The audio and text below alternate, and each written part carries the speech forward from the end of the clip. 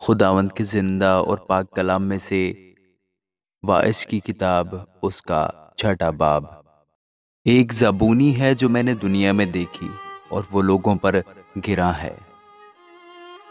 کوئی ایسا ہے کہ خدا نے اسے دھن دولت اور عزت بخشی ہے، یہاں تک کہ اس کو کسی چیز کی جسے اس کا جی چاہتا ہے کمی نہیں، تو بھی خدا نے اسے توفیق نہیں دی کہ اس سے کھائے، بلکہ کوئی اجنبی اسے کھاتا ہے۔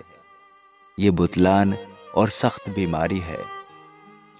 اگر آدمی کے 100 فرزند ہوں اور وہ بہت برسوں تک جیتا رہے، یہاں تک کہ اس کی عمر کے دن بے شمار ہوں، پر اس کا جی شادمانی سے سیر نہ ہو اور اس کا دفن نہ ہو، تو میں کہتا ہوں کہ وہ حمل جو گر جائے اس سے بہتر ہے، کیونکہ وہ بطالت کے ساتھ آیا اور تاریکی میں جاتا ہے، اور اس کا نام اندھیرے میں پوشیدہ رہتا ہے۔ اس نے سورج کو بھی نہ دیکھا، نہ کسی چیز کو جانا، بس وہ اس دوسرے سے زیادہ آرام میں ہے۔ ہاں، اگرچہ وہ 2000 برس تک زندہ رہے اور اسے کچھ راحت نہ ہو، کیا یہ سب ایک ہی جگہ نہیں جاتے؟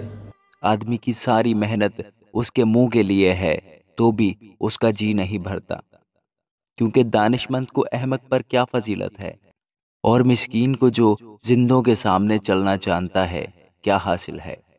آنکھوں سے دیکھ لینا آرزو کی آوارگی سے بہتر ہے، یہ بھی بتلان اور ہوا کی چران ہے۔ جو کچھ ہوا ہے اس کا نام زمانہ قدیم میں رکھا گیا، اور یہ بھی معلوم ہے کہ وہ انسان ہے، اور وہ اس کے ساتھ جو اس سے زوراور ہے جھگڑ نہیں سکتا۔ چونکہ بہت سی چیزیں ہیں جن سے بطالت فراوان ہوتی ہے، بس انسان کو کیا فائدہ؟